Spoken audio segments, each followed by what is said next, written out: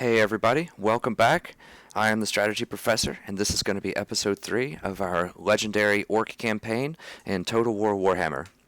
At the very end of last episode, we won an amazing battle, or at least I think it was pretty amazing. I was very scared it was going to be campaign ending. It was an extremely difficult battle. It was 7 versus 11. A lot of their units were hurt, but so were ours. It was just a slugfest. So it was an awesome battle. If you're just turning in for this episode, I highly recommend at least going back and watching the end of the last episode. It was great. And then we also learned lots about the buildings. We learned lots about the skill trees with the technology. So we did a lot of productive things last episode. So I hope to carry on the torch to this episode and do some more great things. So let's go ahead and get back into this. We just started a fresh turn. We just hired... Okay, good. We did actually get to hire those units. So I was curious as to whether if we get attacked, because I tried to hire units at the end of last turn, if we get attacked, I wasn't 100% sure whether we would actually get those new recruits. Because I know if you get attacked and you run away, then you don't get the new recruits. So because we were able to stand our ground and fight and win, we were able to get those new recruits. So now we have 3 fresh units to accompany our beat up guys over here.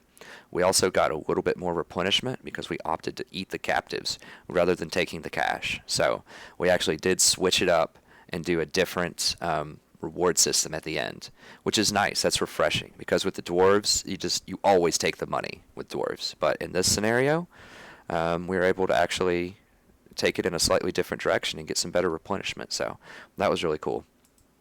Okay, so we leveled up after that last fight. I've discussed the skills at length. I believe that was the first episode. So if you're curious about what I'm going to do in terms of skills, I'd go into a deep explanation there about all the different options. So be sure to check that out if you're curious. We're basically going to run it up the middle here to get to stand your ground. And then we have some options we can decide on after that. We can either go up here or we can finish up some of these. So we'll just see when the time comes what goes on there. But I explained that in depth in the first video. So go check that out if you're curious. Okay, so I'm just going to read the battle reports here. Okay, so we won. Somebody was killed. We got an item. Let's make sure we're wearing that item. Dawnstone. Let's see. Okay, so 15% physical resistance. So what that translates into is, anytime anything physical hits him, he's going to take 15% less damage. That includes armor-piercing damage because this is not armor. This is an item that gives you physical resistance. So that's critical to keep in mind that heavy armor-piercing units will still get the maximum 15% reduction. So this is quite good, especially for generals that are really going to get up there in the thick of things and expose themselves to a lot of hits, and that's what Grimgord does. So this is quite good. I thought we got other items as well. I guess maybe we didn't. We've only won 2 fights so far. So we will definitely fill out this entire roster pretty quickly with all of our fights because orcs fight a lot and they get a lot of items. So our first big decision of the turn here. Oh, let me look at the rest of this real quick. So we have Top Knots declared war on Thief Snatches. So it's always good just to, take into consideration what's going on. You don't have to spend a lot of time thinking about it. But do we have a faction tab up here? Surely, right? Let me see here. Well, I'll figure it out later, but there's some way to get the faction tab. Yeah, I don't see it offhand, and I know I'm looking like a rookie here, but I don't see the tab. But there is a tab, certainly, that will tell you which colors belong to which factions in here. But basically, the Thief Snatches are down here, as are the Top Knots. The Top Knots are those, or the Top Knots are over here, rather. The Top Knots are those savage orcs that I mentioned before in this southern Badland region. So that means there's a fight going on down here between a couple of different dwarf factions. So that doesn't necessarily concern me right now, but Top Knots are much stronger than Thief Snatches. So there's a pretty good chance that the Top Knots are going to take them over and become even stronger. So that's just important to keep in mind, that the Top Knots are probably going to gain some momentum after this in short order. So that's something to keep in the back of your mind. Okay, and then I got units, so nothing that eventful going on, at least that we're able to see on the map. Okay, so now we have an option of going in and fighting these guys again. They are going to replenish quite a lot if I don't take them out this turn. So this guy still has 5 remaining units, and his general should be banged up. Like, we can't see him. We know he's this tab because we know he's in the army somewhere, but it's not showing him. And there's one card with a question mark here, so we know that that's got to be him. I'm just going to write down the time here real quickly. It's like I said in the last episode, I think I would like to keep these consistently at about an hour. We went a little bit over last time, just because I wanted to get that fight in there. I thought you guys would really appreciate a fight after, hopefully listening carefully and soaking in all of that analysis. It's just kind of cool to, see an actual fight as well. So we might get one here right here. So they've got 2, 5, that's 7 units. So I can attack them. My only reservation about this is that my move range is not that far. Like, I did get Root Marcher, and I do have that passive. So I definitely, have some good movement range. If you see this is quite a long ways I can run. It's not going to let me run further here because of this zone of control. So if I were to run here, it would make me run all the way around this circle. Because if you enter somebody's zone of control, this little red zone, you have to attack them, or it won't let you enter it. So I have to run up and attack this guy if I want to. But the problem is he's going to run at least once, probably. I might wipe him out with auto-resolve, but he's going to run at least once. And so I have to ask myself, am I willing to commit to chasing him down into these, into this unknown territory? It's going to put me further away from home. I'm not going to be able to recruit anymore. And remember, I want to get to 17 units to get to that wall. So these are definitely major considerations. My guys are also banged up, so they're not going to get any replenishment if I'm in enemy territory. The same thing with this guy. If I go after him, I don't think these guys are reinforcing each other. They're not exactly on the red line, but as we saw at the end of last episode, they're able to. I don't know if it's a thing they can do on Legendary. I should probably figure this out. If they can reinforce further, so if he's just not right next to this red circle and he can reinforce, because as we did at the beginning of last episode, it looked like they should mathematically not have been able to do that, because I should have been outside of range of where they were running, but they were able to stop like right here, so just outside of my red circle, and still get the reinforcement when they went in. So I'm not sure what the deal is with that. But that's germane here because I want to know if I attack one of them, if I'm going to get both of them. And I think I can beat them both. It's only 7.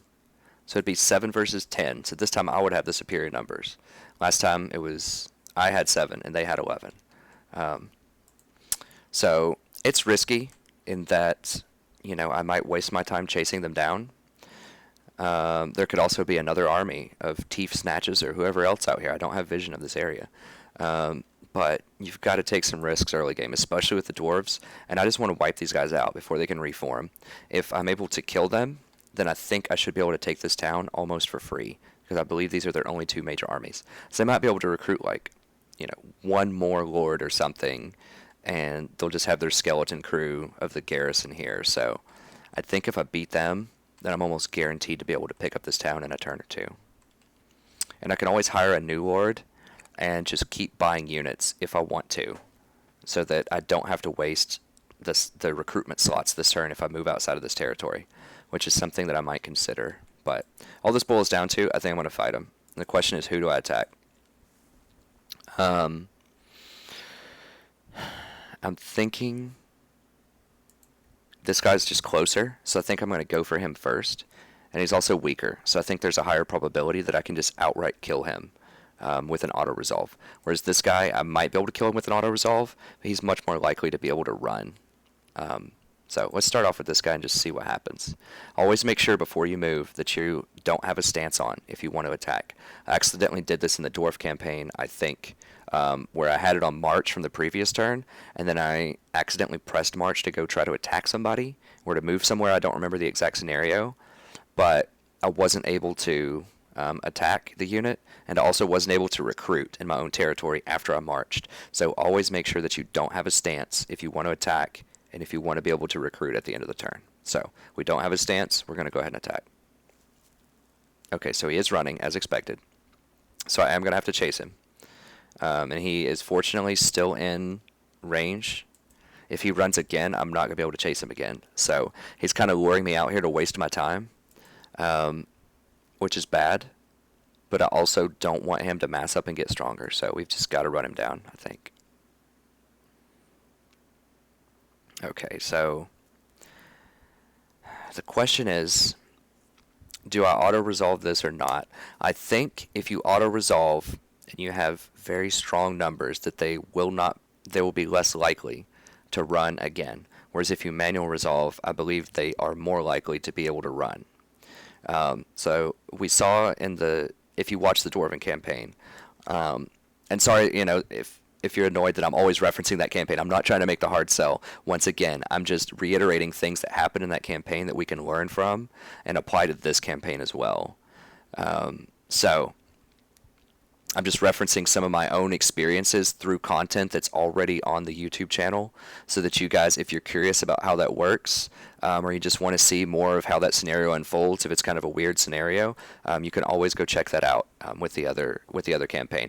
But I'm just trying to reference my own experiences here, just to help inform you guys as much as possible, because a lot of these mechanics are very shadowy. Like, it's just not clear in the encyclopedia that they have here and in the unit cards. So you just kind of have to go by your own experiences and what you hear and see from others to sort of figure out some of the core mechanics of the game. And one of the key ones is, can people run away?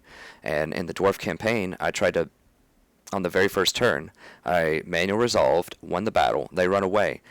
And then I chased them, got them in another fight, auto-resolved it, and they ran away again.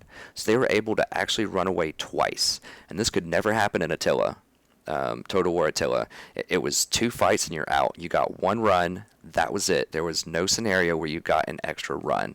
But in Total War Warhammer, you can get, or the enemy can get extra escapes. So I've seen them run, and in other campaigns that aren't on this YouTube channel, I've seen them run up to 3 times, 3 additional times. So you attack them, they run. You attack them again, they run. You attack them one more time, and they run. Now that's pretty rare, but that definitely can happen. So I'm not really sure how to combat that, other than, and we'll use this technique in the future, if you fight someone in the underground, if you fight them, in one of those tunnel battles, then they absolutely cannot run away. So it's a death match. You can't run away either, so you have to make sure you're going to win that. But we will use the underground, the burrowing technique, to trap people into those, or to bait them into those underground fights later on. And that's a really cool technique that I just have never seen another streamer use for chasing down these running units. But we will definitely do that later in the campaign. But anyways, for right now, all this translates into is I think auto-resolve yields a better chance of a complete wipeout rather than trying to fight them manually, because I'm not going to be able to run down these chariots. They're so fast. They have 94 speed. So at least 1 unit is going to get away, most likely, in this fight. I can probably run this guy down, but these guys are going to get away. And so 1 unit is definitely going to escape. So I think our best is auto-resolve, and we just kind of cross our fingers and hope here. Okay, I'm a little bit worried because he's just standing there. So often if you kill them outright, they'll just die right in front of you. But sometimes they do die on the campaign map, even if they don't die in person. So I'm a little bit worried, but I still have some hope. What? Look at this. Okay, so I have 700 units. I just auto-resolved this, and I lost 12. He has 21 units, and he lost 10. What is this auto-resolve? Like, what the heck? That's hilarious. So, like, how do I possibly lose units in that scenario? Like, I could just Doom Diver them and, get them to die. Like, what happened here? It's a Grimgore. These guys killed 1 or 2 people. Like, okay, the mysteries of auto-resolve. So, yeah, that's just very bizarre. Okay, so 160 in the treasury. We lose 1 fightiness. So we're getting close to this 80 threshold. Or we can get leadership, or we can get 2% replenishment.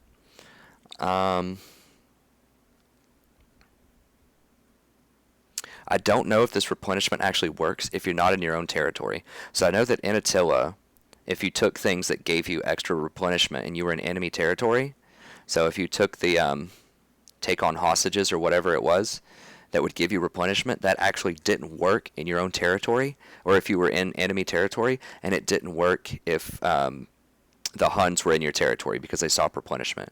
So I'm not sure if it's the same here. If I take replenishment and it's outside of my territory, whether or not that actually works. You know what? Since these are such low stakes anyways, it's only 160 gold, I'm just going to do it, and then I can see and give you guys a definitive answer, and also learn for myself whether I get replenishment outside, because I'm most likely going to end in enemy territory this turn. I think.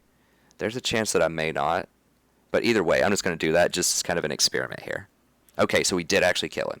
So he didn't die in front of us, but he did die on the campaign map, so we were able to auto-resolve our way out of that. Wow. Holy crap, that is such a good item. I'll explain why when we get in there in a second. That is a phenomenal item at all points in the game, especially early on. So, I guess that was under Talisman. So what a ward save is and I actually had to look this up because it's not really that clear, like, what it gives its wearer the ability to shrug off mortal wounds. I mean, what does that mean statistically? But I looked it up, and what a ward save is, it's actually physical and magic resistance all rolled into one. So this means that you're going to get 20% physical resistance and 20% magic resistance. So this is just incredible. That is so good in terms of effective damage, or effective damage mitigation, because the Chaos, Undead, and some of these other factions will have extremely strong magic, and you are definitely going to want magic resistance, and this way you don't have to sacrifice physical resistance for magic resistance. You can have it all. So that's a tremendous item, and 20% is a very large number.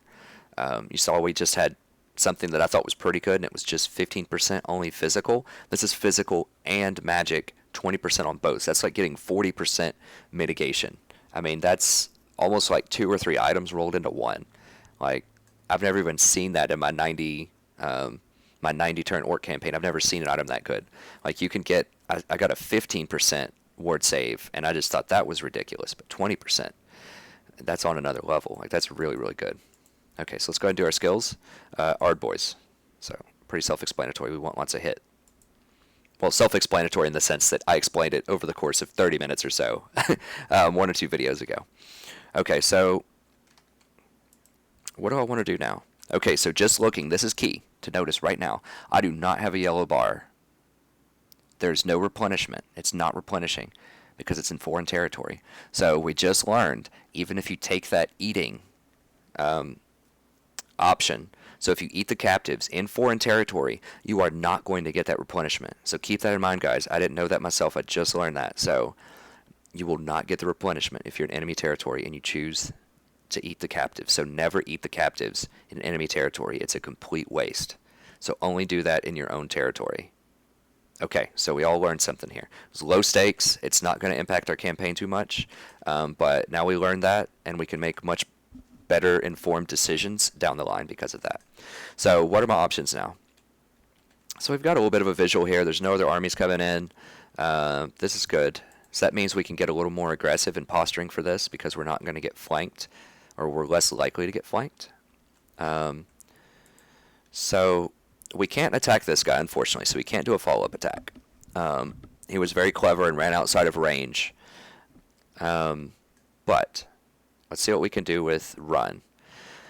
Okay, so if we do a march stance, and you can do march stance after you do normal stance. So this is important to keep in mind. You can't do underway unless you have all of your movement, and I can't raid unless I have 50% of my movement. So both of those are off the table. I can do an ambush stance. Now I'm not 100% sure about like the range of the ambush. I think it might just be my my zone of control. Like, they have to enter the zone of control. But basically, if you go into ambush stance, you're invisible to the enemy, or you have a chance to be invisible. And if they run into your zone of control, then you initiate an ambush fight, which is actually really cool. I saw Legend of Total War do this, I think, with dwarfs, and one of his most recent dwarf campaign videos. You should definitely watch that guy too. Like he's really cool. I learned a lot about Total War from his videos, so definitely go check out Total War as well. If you burn through all my videos and you just want to watch and just see a different style. Just, and he's a little bit more surly as well. Like, he can get kind of sassy, he can get kind of mad, and he just says a lot of funny stuff sometimes, and he cusses a lot, and his channel is just a little bit more vulgar in a delightful way. So that's really cool. On my channel, I try to keep it relatively clean because I also run other content that's academic. So stuff for teachers, I have content for students. So I like to keep it relatively clean when I'm talking. But if you want something that's a little more, I don't know what you would say, a little more lowbrow in a sense, or a little bit more, I don't know, animated in some senses, go check that out. I think I get fairly animated with how I talk about things, but once again, I'm not going to be nearly as surly, and I'm not gonna cuss like a sailor on this. So definitely check that out if you just want to see kind of different personalities and a different style of play. But anyways, Legend of Total War showed me what one of these ambushes looked like, and it looked like it can be quite advantageous. Like, you basically get to deploy all of your units around them, and they don't get to deploy. So you get to sneak out and run out of the forest and just get all of these crazy flanking angles on the enemy, and that can be very good for the orcs rather, because they love to flank. So we would like an ambush battle, but my thought is I think it's only if they walk within this circle. And I don't think he's going to run this direction. Like, my guess is that he's going to run back to his town here and try to build more units. So I don't think ambush is going to be a good choice here. So our only real options are we can run back over here and get some replenishment in. Not a lot, but probably a little bit. Now I'm curious whether I took the replenishment on the outside of my territory, so I'm not sure if that nullifies the effect, and so if I walk inside my territory, whether I get that bonus replenishment again, even though the effect could have been nullified because I was outside my territory when I made that decision, or whether it would carry over, and if I do enter my territory, then it triggers that bonus and I would get the replenishment. So that's a mechanic that I'm just not sure about, guys. It's very interesting. You'll see lots of that in this campaign. There's just mechanics that just I'm not 100% sure about, even though I studied the game quite a lot and I try to bring you the best content possible from a strategic standpoint. I'm just not going to know some things. So if you guys ever see anything and I'm not really sure about it, please leave me the comments. I will definitely mention you in the video. We'll all learn about it together, and you'll get a shout outs, and you can help everyone else learn the game better. So don't be shy. If there's something that you think that I could have done better strategically, or there's a mechanic that I just don't really know a lot about or that I'm misinformed about, just let me know, and I'll be more than happy to correct myself or to add on some new content for you guys strategically so you can do even better in your campaigns. But the real option here is run over here.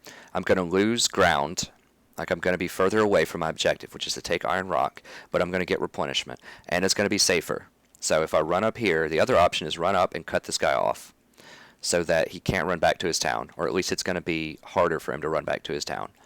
And this would also put me in a position to actually attack that town next turn and probably take it. Even if he gets back there with his 5 units, let's see how much they have. They have 5 also. So it would be 10 on 10. So pretty risky. I'm not going to be able to recruit out here, so I'm not going to be able to get any more units. So it would definitely be risky if I fought a 10 on 10, but it would certainly be something I could consider if he runs back to this town. So those are the two choices. However, there could be armies. Once again, I mean, I know it sounds like I'm being paranoid, but this really can happen on Legendary, especially early in the game when I'm very frail. You could just have some orcs just run up out of here, dwarves run up out of nowhere if I run up and position here and just attack me. So I think I'm going to err on the side of aggression here. I think I'm just going to go for it. I'm going to try to position myself as close to this town as possible, potentially cut this guy off, because he had to move almost to the maximum range. Not quite, but almost. I think his max range was here when he had the battle, and then he retreated to here. So if he has to run around me, run around my zone of control, he may not be able to get back. So I'm going to position about right here. So once again, pretty dangerous because I'm running in the dark, but I'm highly confident, especially early in the game, that he's not going to have another army, and that I'm just hoping that another group of buzzards out here that want to come in and smell blood aren't just going to run out of the darkness and kill me next turn. So it looks like that's not going to happen. Okay, if they try to fight me here, it's important to note, because of my stance, that I'm going to start very tired in battle with vigor. So that's going to affect my melee attack, and it's going to affect my ranged accuracy. So that's really important to keep in mind. You don't want to run if it's going to be a very relatively even fight, and if they engage you, that is going to be a deciding factor in the fight, that you start the fight tired. So it's just something to keep in mind. But because I have such huge numbers right now, numbers advantage over him, I don't think it's going to matter if I'm tired. I don't think he's going to fight me. And I'm also outside of range for help. So I don't think he's going to be able to run back within the zone of control of this town and fight me. If he could do that, like if I were standing like right on the edge here, like right here, he could probably technically run back next to this town and fight me, and then he would get the reinforcements from this garrison in the fight. And then I would be tired, and it would be a 10 on 10. So that's just something to keep in mind too. If you get really close to towns, be very careful, because if they fight you, the garrison's going to come out and help them. So don't get right up on a town unless you feel very confident that you can beat all aggressors that are within range of engaging you while you're close to that town. Okay, so we've got our movement down. Let's look at diplomacy again. I don't think there's a lot of new developments here. They're still at war with the same people. Crooked Moon, same people. I'm at war with them, so they won't do any diplomacy. Now the Thief Snatchers are now at war with Top Knots. I'm not at war with Top Knots. So let's see if I can buy a war with Top Knots. Now, this is kind of dangerous because I'm, poking a sleeping giant. Actually, look at this. This is a very interesting consideration here. So, what Confederation means, if you haven't watched the Dwarf campaign, you haven't really played a lot on your own, Confederation means that I take complete control of everything that this person owns, and in exchange, I will take a -8 public order in every single one of my provinces, and I will get a negative diplomatic penalty with every orc on the map. Now, I'm not worried about the diplomatic penalty. I'm not going to be doing any diplomacy, especially with orcs. There's not a lot of diplomacy. The -8 public order, also not a huge deal, because now I only have one town right now, and it's got pretty low, it's not really close to the breaking point on public order, which is -100, when you'll get a rebellion. So those aren't really a primary concern. Now, they are located about right here, it looked like, on the map it showed me. Yeah, they're over here. So I think they're in they're just south of this mountain area, actually. So they're right out in the open, and there's a really good chance they just declared war on Top Knots, who I haven't discovered yet, but that's that Savage Orc tribe down here. They're usually quite strong, the Savage Orcs, just in general, and this faction itself, I believe, controls a lot of territory down here. Like, they probably have 3 or 4 settlements already. So if I take the Thief Snatches territory, there's a really good chance that I could just get slaughtered next turn if I confederate with them. However, if I don't get slaughtered next turn, and I'm really far away from support, like I can't bring down this army, it's just way too far away. But if I don't die next turn, I might be able to fortify this area, and at the very least, just buy like a money building there. Like, just buy the 200 gold per turn for 600 bucks, and just, if I can just play Survivor and just hold out for even just like 10 turns, it would be worth it. I mean, heck, even just like 3 or 4 turns, it would be worth it, right? That'd be like a free 800 gold. It doesn't cost me anything to confederate. It's free. It just costs you those diplomatic and obedience penalties. So Now, I can't confederate with anyone else for 8 turns if I do that, though. That's another consideration. So, if I wanted to confederate with these orcs, for example, the Red Fangs or Crooked Moon, for some reason, then I wouldn't be able to do that. So let's just take a quick look at this. So the Bloody Spears would be great to confederate with because they have 3 territories up in this mountainous region that I would like to capture. So this is actually a consideration because now my reputation is actually improving with them. Let's see how they feel about Confederation. So they're not feeling that great about it. They might do a non-aggression. They're rank 3 also, so they are a lot stronger than this faction that's wanting to confederate with me now. And you'll find that's pretty common, that really weak factions will want to confederate because they're about to get wiped out. Now, another consideration is they have these strong orcs up here have a city in my province here. So they have this. So I'm absolutely going to take this from them very soon because I want to lock up this province as fast as possible to get the provincial bonuses. So, in an ideal world, I'm going to take over Iron Rock, and then I'm just going to run up here and take this in like 2 turns because it's undefended and it's on my property. So this means I'm going to aggravate these people anyways. I'm going to have to declare war on them. I'm going to have to attack them. And it looks like the dwarves are already doing quite a number on them because they've raised this territory. This starts out as orc territory, I'm pretty sure, and the dwarves start right here. And this little icon here means that this place has been raised. So I suspect that the dwarves have come over here and already attacked this. There's a really high probability that they're going to come in and attack this too. So what this all boils down to is I'm not going to be able to confederate with these guys soon because I'm going to take their town and they're going to be really mad about that. So I'm not as worried about confederating with them. Let's see how these guys are. Okay, we're improving a little bit, but not a lot. So I don't think I'm going to be able to confederate with them anytime soon either. Just look at the Red Fangs. I'm at war with them, so I'm just going to assume they're really mad at me and they're not going to confederate. Scabby Eye.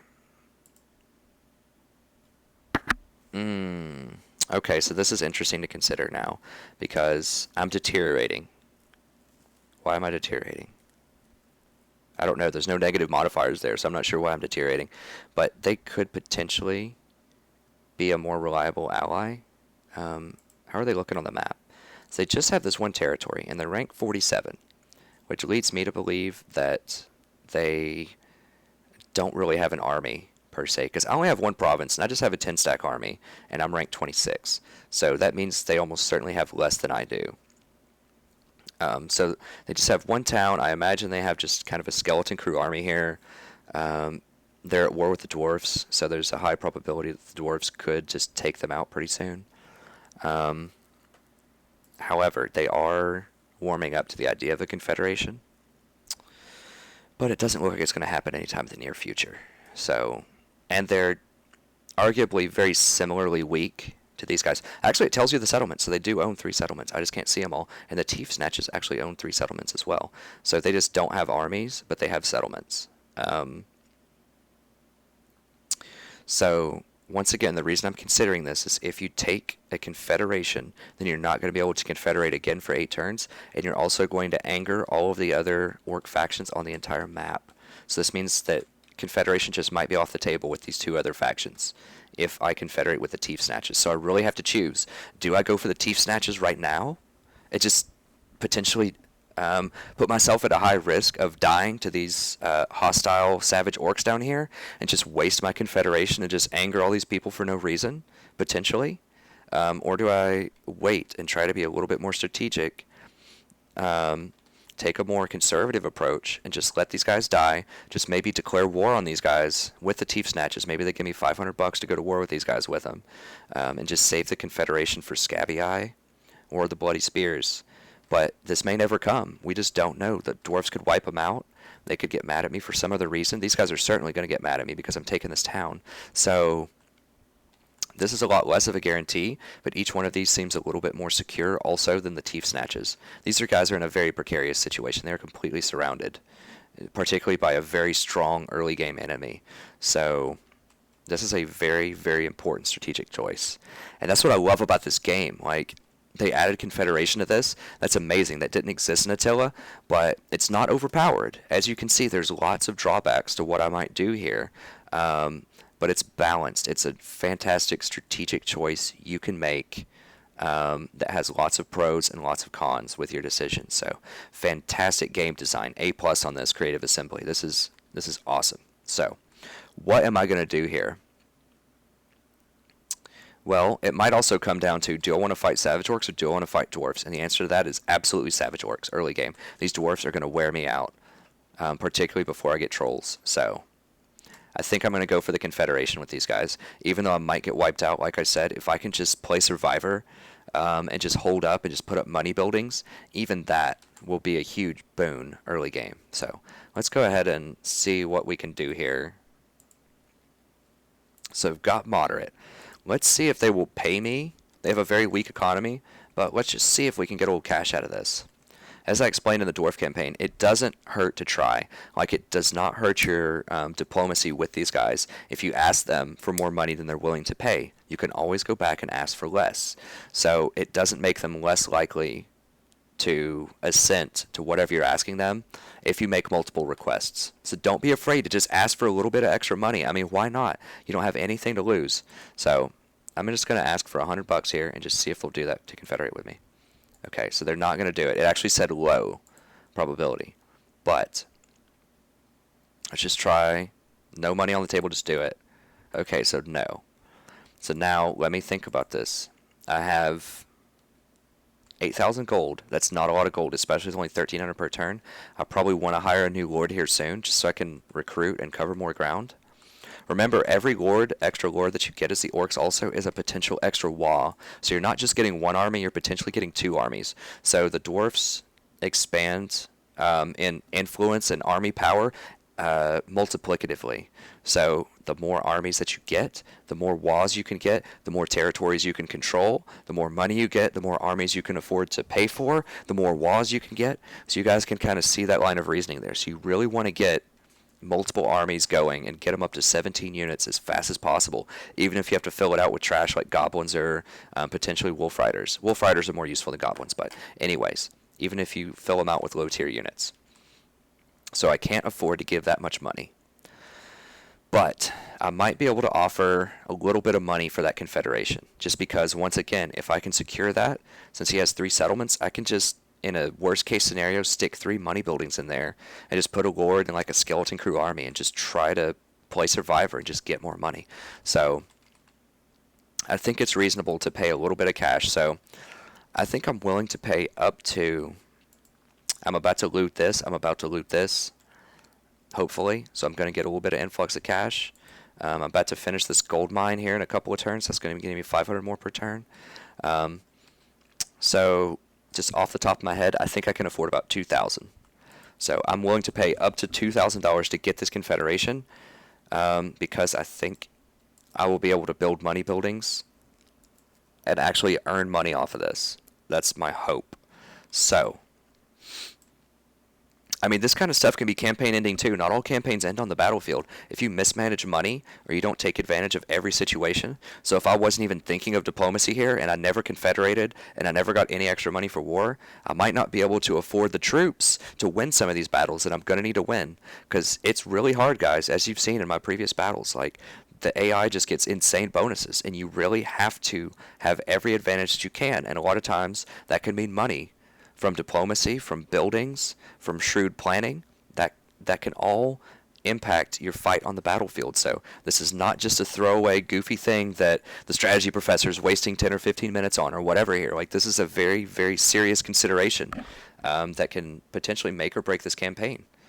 Because I'm going to get so much momentum if I can invest in this and hold this territory, even though I can't join up with a new army. Like, if I can just make it a financial stronghold, that can help me buy all kinds of new armies and just really expedite all of my conquering of this territory.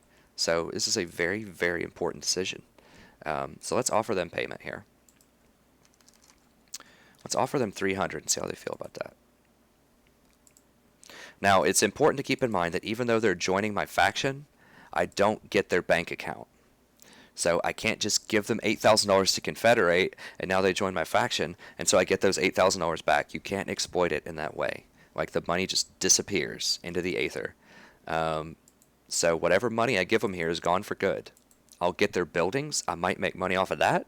So it's still an investment, but I don't get this flat amount back. It's not free. Let's go ahead and try 500. Okay, so I said I was willing to pay up to 2,000. But you never want to start with your best offer. You always want to negotiate your way up. Just like in life, never start with your best offer in most scenarios. Always start from a low base and work your way up. Now, in real life, obviously, if you're dealing with people, you don't want to do something that's too insultingly low. Like, you don't want to go into a car dealership and say, hey, I'll pay you $1,000 for this car when it's listed at 15,000 or something, because that's just not even a starting point for the conversation. You might say, if they're asking, for $15,000 for a car, and that would be a pretty low tier car. But if they're asking for 15,000, maybe offer 13,000, just something that's respectable, but that they're not going to go for it. Just you can kind of maybe negotiate your way to 14,000, or maybe even 13,700 or something. When I bought my first car, I was able to get them down from about, I think the initial price was $17,400, and I got them down to $15,600 through about 30 minutes of negotiation and various different strategies. If you guys are interested in hearing about that story and how you can negotiate lower prices when you're buying a car as well, I would be happy to do that in the social section. Just leave me some comments and I can make that video if you want.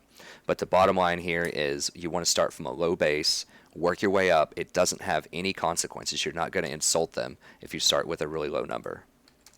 So we'll start low and we'll work our way up. So tried 300, tried 500, let's try 1,000. No. Okay, so let's do 1,500, and then we'll go to 2,000. If it doesn't work, forget it. I'm not paying more than that. Okay, we need to put up the join confederation first. Do that. Payments. Offer payment. 1,500. They are very poor, so they might do it. And ideally, I would like to confederate with them before they get all of their property torn up by these orcs, because they're almost certainly not going to defend it as well as I could. So the sooner, if I have committed to trying to get this property, which I have at this point, the sooner I can get it, the better. Okay. I'm actually going to try 2,500. This might be a little steep. I really need this money early. But because he has 3 properties,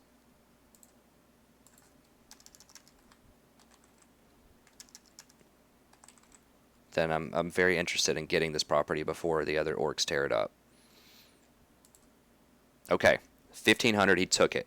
So it was a little bit more than I wanted to pay, but we were able to gain this property 1 turn faster. So if I'd waited another turn, joined the war with them, in fact, that may have been a mistake. I should have bought the war. So join the war against these whatever they are in the south, the top knots. I should have joined that war. I would have gotten 500 extra bucks and then confederated with them. So that was probably the better play, and I just didn't put that together until just now. So that was probably a mistake. However, I'm not in a war with top knots, I don't believe. So let's take a look. Yes. So although they were at war with top knots, and here they are, by the way, on the map where I said they were. Although they were at war with top knots and I just confederated with them, I'm not at war with top knots because I'm the new faction that controls everything and we weren't at war. So now I don't necessarily have to fight them. Although if they went hostile, they're probably going to go hostile with me. So that's an important consideration. But yeah, so I took this property. This means that the countdown starts right now on the cooldown for when I can confederate again. So that means it's going to come up in 8 turns. If I had waited another, next turn or maybe 2 or 3 turns to see if, the situation gets dire, maybe they lose a couple of battles and they're willing to confederate for less. So maybe they'd be willing to confederate for 1,500 bucks in 3 turns. It's going to delay the cooldown on confederation. So it's going to take a much longer amount of time before I can confederate with these orcs or these orcs, for example. And I'm going to lose the time to develop and prepare these towns for a protracted siege and to get those money buildings. So I think it's good just to go ahead and get that building as fast as possible, and just get the situation going. So as you can see, Bloody Spears are not happy about this at all. You see the Confederation with Greenskins penalty. So now I have -40. So they really don't like me now. And I have a great power modifier of -10. So that's going to be with almost everybody. And the reason that I have that power modifier is because I'm ranked 26 now, because I just gained a bunch of new property. So as you go up in ranking, this power modifier is going to get much higher. So as I explained in the first video, this makes it a lot harder to do diplomacy with other factions, which fortunately for the orcs, you don't have to do that much diplomacy a lot of the time. Like, this was actually a really intriguing diplomatic situation for orcs, which don't happen that often. So it was pretty cool that I got to show that off. At least I think it was cool from a strategic standpoint to get to show that off for you guys. But so these guys are also mad. So all of my neighbors just got a little bit more mad. So, okay, so it just says I took them over. So now these guys might actually come at me. Like, they were kind of neutral with me before we had a non-aggression pact, but because I just confederated, they're getting kind of angry. So there's a much higher probability they might just come over and attack Black Crag, just backstab me at any moment. Okay, so let's see what we have going on here. So they have a 7-stack army. They already have Savage Orc Boar Boys. This is like a tier 3 unit. So they have just massive units here to start with. And they're sitting right next to my town. Okay, so I have units over here. I have these almost worthless Goblin Archer Wolf Riders. Just kind of chilling in the middle of nowhere. Now, also keep in mind, when you confederate, if you get their armies, you have to pay for that army. So, you know, this would cost me an extra 800 gold per turn in upkeep. But because I assume he has some money buildings here, let's go ahead and take a look. Yes, he already has a tier 1 money building. So because he already has that, that offsets that initial cost at least a little bit. So this province is earning 440 bucks. So this means that I'm still having to pay an extra, 400 bucks or so to pay for that military. But because I got some money buildings, it offsets that cost a little bit. But if you do some confederations and the person that you confederated with has a huge army and they don't have a lot of money buildings, it can very adversely affect your liquidity. So just keep that in mind when you confederate, that you might lose a lot of money in the short term if you do it. So okay, so we just learned a lot of ins and outs of confederation. We could potentially just get completely steamrolled by these guys at any moment, or at least this place could get steamrolled. I have no idea what this guy's even doing down here. Like, you're not going to threaten this. There's no one over here. Maybe he just beat back one of these Savage Orc armies. I don't know, but this seems peculiar. He's already moved during his turn, so I can't move him this turn. So he just has to sit out here in the open. Okay. So I have 3 territories in this province. The only thing that's missing is the Black Hand here, or whatever these guys are called. Orcs of the Bloody Hand. This is, however, the capital building of the province, and it's the overall capital for this entire faction. So this means that they are completely stocked and locked for a siege. Like, they have 16 units in here, including pretty high units like Orc Biggins. So I'm definitely not sieging that anytime soon. And they have an army of 7 people. So this army of 7 could very easily just rotate down and probably take this town. These guys could take this town. So, like I said, we are probably opting into a pretty poor military situation down here, but it was free. Once again, all it cost me is diplomacy to do this confederation. Actually, it was not free. Excuse me. It was 2,500 gold that I had to pay for it. So, from a strategic point of view, that I may have underestimated just how dire this situation could be. But even if we can just hold one of these towns, like even if we can just hold this backwater town, and just defend it and keep this port, which gives us 200, and maybe even make a money building over here or something for 200, that'd be 400 a turn. So we could just hang out and potentially make it worth our money. So what do we do here? That's what we have to ask ourselves. What are we going to do this turn? These are actually 2 different provinces too. Wow, I didn't even think about that. So that means we could get double-header rebellions. Because they're different provinces, they're going to have their own independent obedience problems. And so we could potentially get rebellions in both of these places. Now, this could actually be good. If we build this up to a 20-sack army, or pretty close to it, we could just consistently beat back rebellion after rebellion after rebellion and just farm a lot of items and a lot of cash. So this seems like it could be a disadvantage, but it could actually be a strength as well. So this is important to think about, but I can't move this turn, so that's off the table. I can't build any buildings here, so that doesn't matter.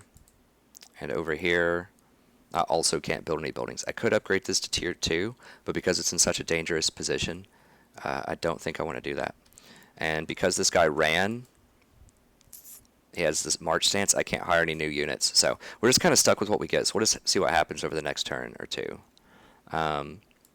Over here, my main buildings, nothing to upgrade here. I'm just kind of waiting on growth. I need to take this territory before I make any more decisions. Okay, so thanks for working with me. I hope you understand, guys. I realized that just took like 45 minutes to go through that. Well, that was an extremely complicated decision, and it has lots of repercussions for how this campaign is going to unfold. And I want you guys to be able to use that once again in your own critical thinking to make your own campaigns better. So I hope you had the patience to sit through that and learn a lot and kind of understand my decisions. We'll see if we can get a fight in here before the end of this episode, though. So we can't do techs. We already did all the building, looked at diplomacy. We moved. We can't hire anything. Can't build any new buildings. So we're just going to go ahead and end the turn.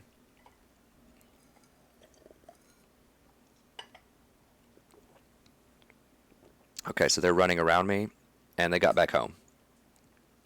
So it's a little bit in vain.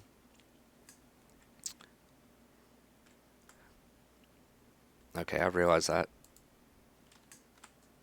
Okay, so what is this guy doing? Is he raiding me? I think he's raiding me. So, yeah, he's... Okay, so he is taking about 103, and he's causing public order problems around here. So he's not at war with me yet, but I know where he is. He's actually #1 on the entire map, so he is the strongest faction on the entire map right now. So I knew they started off pretty strong, but I didn't know quite that strong. So he has these 3 territories. The little skull means it's Savage Orc territory. So if I can snag that, then I'll be able to build Savage Orcs. But Savage Orc territory, he is extremely strong, and he really doesn't like me right now. Although he's not mad about Confederation. Wow. That is curious, because I thought all the orcs are going to be mad about it. So we don't see a negative modifier. We see a great power modifier, but we don't see the Confederation with Greenskins modifier. So all of these guys are getting that modifier. Let's just see if there's any more wars. I don't think there are. Just check diplomacy, start of a new turn. So I could buy a war with the Savage Orcs if I want to from the Bloody Hand. If I think they're going to fight me anyways, I could just get, like $600 out of it. But I think I would really try to not... I want to avoid a fight with these guys, if at all possible. Now, they don't like me. I may not be able to do this. Let me just see if I were to pay them for a non-aggression. I'm obviously not going to pay them this much, but I just want to see if they're even open to the idea. So they are open, but it's only moderate for 7,000 gold. So if they really wanted a non-aggression, it would probably be high for 7,000. So okay, so 1,000 is low, so I don't think that's on their radar. Also, just because there's a non-aggression does not mean they can't backstab me. And the orcs are one of the most backstab races out there. So I think we're going to have to lace up and just get ready to fight those guys, unfortunately. And we're probably going to lose. So we might have to give up this territory. We might even have to give up this territory. Oh my goodness. They just burrowed in with the underway with this fresh unit right here. So yeah, that is very problematic. Very, very problematic. Because that means he might potentially declare war and take both of these towns out on the same turn. So now we'll just be stuck with these down here. So yeah, this is definitely not good. And then he's going to be at war with me. instead of at war with the Tief snatches. So then he could potentially, if he wanted to, just run it up here and start attacking me over here. So this may have been a bad political move. It had lots of risks. I discussed them, obviously, in depth, for like 40 minutes. But this might come back and bite me. Okay, so these guys are at least getting attrition. That's what this little negative red bar within the red bar means, because they have really low fightiness. So because they lost that fight versus me, their guys are fighting each other and creating attrition. And not only is it attritioning their units, but that means they don't get replenishment because they have attrition. So that means that even though he went back to his town, he wasn't able to heal up these goblins at all. So they're all still very hurt. Now there are 5 units there. And they have 1, 2, 3, 4, 5 new units. So it's going to be 10. So it's going to be 10 on 10. My guys are hurt fairly badly, but his guys are also hurt. I do have a few fresh units that I was able to recruit the one turn that I stood in my property. So, and if we win this fight, we're going to take the town, we're going to get replenishment, because it's going to be our town now, and then it's going to be connected with Black Crag over here because it's in the same province, which means that we're also going to be able to recruit. So if I win, it's going to put me in a really good position. Now we notice here, this underway, the Bloody Spears just went through this underway to get back in this town. So now this is going to be much harder to take because they have 5 fresh units, and they're also going to have, a barracks with 6 people in it. So this is going to be quite harder to take. It is interesting to note, however, that the dwarves seem to have raised this territory too. So the dwarves are just going on a rampage up here, killing all these greenskins. This means that after 8 turns, when Confederation's up, there's a high probability I might be able to confederate and get this territory up here. It would just be one province, but it would at least give me a foothold in these mountains. So that's just planning ahead, thinking about that. So I'm going to go ahead and fight these guys in this town. It's going to be another challenging fight, I think, but we're going to go ahead and do it. I want to give you guys at least 1 fight per episode, like I said, and this is your reward for sitting through and learning a lot about the strategy, because I know some of you guys just want to see a fight, right? So, well, it's actually giving us tremendous odds on this. How much time do we have left? Okay, we have about 7 minutes. According to my calculations. So I probably should auto-resolve this. I have a 90% chance to win this. And these are a lot of fresh units, and things can go wrong.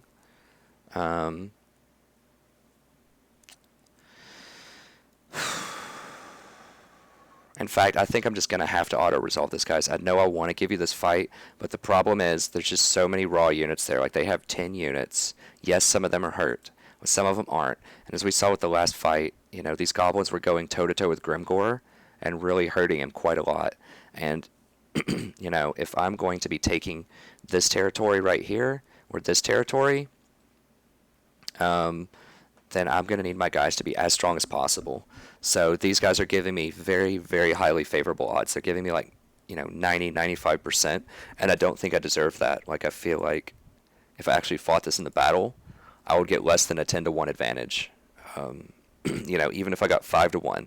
So if they killed 1 person for every 5 that I kill of theirs, it's still, that would only be about equivalent to an 80% payout. So I think that because they're giving me 95% and that I can't get a 9 or 10-to-1 here in the fight, that I'm just going to auto-resolve this. So I'm sorry. I'll see if I can sneak in one more fight in 5 minutes. Maybe I can come fight this town over here. Maybe I can run over here and fight this really quickly. But I think auto-resolve is just too strategically advantageous for me not to do it here. So Grimgor actually got pretty hurt, but a lot of my other casualties weren't that severe, and I killed every single one of them. So, and it did give me about 9-to-1. This is important to note that if you do an auto resolve, a lot of times they stack most of the damage onto your general. So your legendary lord is going to take the vast majority of the heat on an auto resolve. So that means that if I have to go and manual resolve a fight, it's extremely dangerous because Grimgor is going to be in a very weakened state. So that's one of the downfalls of auto resolve, is your generals are going to be persistently weak if you do that on a continual basis. So unlike Attila, where the the casualties would be pretty well distributed among most of your units if you did an auto-resolve fight. In Total War Warhammer, they stack it on your general and your melee units, your front line. So, as you can see, the Doom Diver didn't take any casualties. And, these range guys took minimal casualties. So, it's just a very important consideration. Okay, let's go ahead and move on here. So, I could loot and occupy. I would get 870 gold if I did that. So that's quite a lot of gold. One thing to consider that I discussed in the Dwarf campaign is that if you just straight up occupy a town and then sell the buildings, sometimes it's actually more beneficial than if you loot and occupy the town. If you sack it, you get even more money, but you don't get to occupy the town on the same turn. But you do get more cash. So if you don't have enough movement range to go back and take the town again, then sacking can be a very bad decision, especially if you need replenishment like I do. I think I have the movement range to come back in, but I'm not 100%. So sacking or looting and occupying will damage all the buildings. You're going to have to repair those. So if I loot and occupy, and if it costs me, $400 to repair the main building, and if I don't get to sell their barracks or whatever they had, selling the barracks would probably yield another, $600 or something. And it would cost me $400 to repair. So that's about $1,000 that I'm estimating I would take. So I think I would be losing money by looting and occupying. Looting and occupying is useful if you just need the cash right away. Like if I was really strapped for cash, I needed the money, but I also wanted to occupy. I think that's its purpose. Sacking is just if you really don't want to occupy the territory, or you just have enough movement to sack and then move in again to occupy the territory. So getting 1,200 is quite tempting. But I think I'll have the movement to take it again. But I also get higher replenishment if I do this. So not only do I get to sell the building and not have to repair the damaged building, I also get a higher level of replenishment. And I get extra growth. So when the building is damaged for the first turn, you're not going to get the full growth out of it. You might get 5 growth. Whereas if if I don't have to repair it, I get 15 growth. So that's an extra 10 growth. So that could be one turn faster down the line when I can tech up and get these buildings like trolls or other things. That's another important consideration. I think I'm just going to occupy it. So we'll see how much money I make off of this. So I want to see if it's going to be the equivalent or anywhere close to 874 or this 1268. Now keep in mind that if you loot and occupy, you get a negative 30 public order modifier for one turn, and then you get a negative 10 countdown every single turn. Whereas if you just normally occupy it, you'll only get a negative 10 for one turn and negative 3 countdown. So it's much less public order problems if you just occupy it, which can be very useful because I only have one army right now, and I want to move out of this territory. Like I want to go take Barak Dawa's bag, or I want to go take some number of these other properties. So I want to keep my public order as relatively contained for a little while. So I'm just going to go ahead and occupy this. Okay, so I got the 1,000 gold for occupying Iron Rock.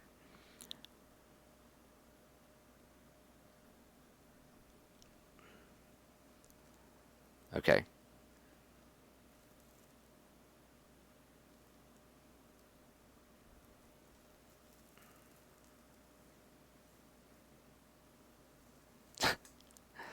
This guy's great. Okay, so we'll go ahead and get him out of there. All right, so we get $2,000 now if we take over 2 more towns. So once again, doing what we need to do anyways, making money.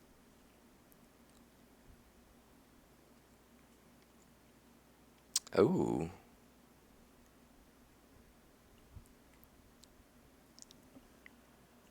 Okay, so now I can do this battle at Thundering Falls if I want to. And I would get Gambler's Armor, which is decent. I mean, it has a 10% ward save, so not as good as what I have right now. It actually describes what ward save does right here, so any type of damage is reduced, so magic and physical. So that's decent. It's not as good as what I have now, but then again, I can put this on the next lord that I recruit, so that's helpful. And I get a Goblin Big Boss, which is really, really good. See, he's going to let me scout, he's going to let me assassinate, he's going to let me do lots of good things, so I want this battle. But if we click on it, you can see enemy forces, what it's going to take. I'm fighting dwarves. That is terrible. Like I said before, they will absolutely slaughter me, especially on legendary mode, if I don't have more advanced units. So I'm going to at least need trolls before I take this on, unfortunately. So this is just going to have to sit there and taunt us for a few turns until we can get trolls. So we might be able to do this around turn 20 or so. Okay, so we're going to go ahead and upgrade here. Du Bois again. So let's just look at the town here really quick, and then we're probably going to have to end the episode. So I wasn't able to give you guys a fight, unfortunately, because we had that very complex and interesting political situation that we really had to think about and had to talk you guys through for about 45 minutes. I know that sounds like forever, but it was a very difficult decision, and I wanted you guys to just know like everything that went into that decision so that you can make better political decisions on your own. Okay, so what did we get out of this? Alright, so just like I thought, we got a barracks, and we got, we didn't have to repair this. So the barracks will sell for 600 gold. A repair here would have been about 400, and we get 10 growth, whereas we would have gotten 5. And we get 80 income instead of 40 income. So, and we have a garrison for next turn, which is very important. Usually if you sack a settlement, it's going to break your main building and you're not going to have a garrison. So if I get counterattacked by these bloody spears here for some reason, or some other faction wants to counterattack me, I'm going to be much more vulnerable if I loot and occupy the city rather than if I just occupy it. So remember, we want the tier 4 in our main building so we can get black orcs eventually. So I'm going to go ahead and sell out of this, and we might be able to get well, we're going to get growth, absolutely. We're going to get the growth, and we're going to get the money building. I want to get the wolf building eventually, but I need growth right now so that I can tech up, get this territory, and get to the trolls as soon as possible so that I can actually fight dwarves. Because we saw them, they're going on this rampage up here, right? Like, they already raised these 2 cities. So, and they can use this underway. Don't forget that. Like, don't think that they have to run all the way around here through all this rough terrain, and it's going to take them, 5 turns. They can just run and just dip right under the mountains and pop up right here and just start raising havoc. Like, they can take this out, come down, start taking this out. So I need to get those trolls sooner rather than later because these guys are getting very aggressive in this region. So, alright. So I think it was the right decision. It was about 1,000 gold payoff. I'm able to replenish this turn quite a lot. If we look at my units, that's quite a lot of yellow. So that's pretty respectable. So my guys are going to heal up quite a lot. Grimcore might even actually be able to fight next time. Our fightiness is not quite to the 80 point. It's close, but we don't have 17 units either. And we're actually going to recruit here as well. So let's just go ahead and we'll do another 2-to-1 ratio. So we got 13. So we're getting very close to getting that 17 number.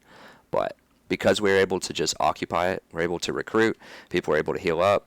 I was able to saved about 1,000 gold, not having to repair and being able to sell that building. So I think we made more than the loot and occupy there. It also kept our obedience pretty low, so it's only negative 28, which is still quite a lot, but it would have been negative 58 if we would have done loot and occupy, or at least 48, because we would have had 30 extra penalty instead of 10 extra. So this gives us a lot more time to go out here and fight these people before we have to run back and take care of a rebellion. Because remember, a rebellion always shows up in the capital city. So that means I would have to run all the way back over here to deal with that. And that's going to cost me a lot of precious turns that I could be expanding. So once again, I think that just peaceable loot there, just taking that settlement peacefully, I think that was the correct play. So thank you very much. I'm going to go ahead and do another episode really quickly. We should be able to get into a good fight up here with these guys. A little 13 on 10 action or something like that. So thanks again. Have a wonderful evening, and I hope to see you next time.